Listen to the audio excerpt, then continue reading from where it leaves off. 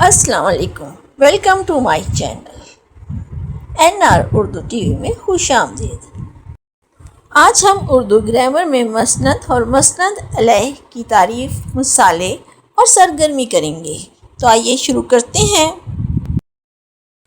مسند علیہ۔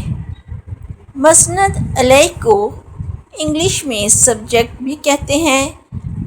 مسند علیہ جملے کا وہ حصہ جس کے متعلق بات کی جا رہی ہو یا جس پر حکم لگایا جائے۔ مثال: گلاب سرخ ہے، میں گلاب مسند علیہ ہے۔ مسند۔ مسند جسے انگلش میں پریڈیکیٹ کہتے ہیں، جملے کا وہ حصہ جو مسند علیہ کے بارے میں خبر دے یا کوئی فعل یا صفت بیان کرے۔ مثال: گلاب سرخ ہے، میں سرخ ہے مسند ہے۔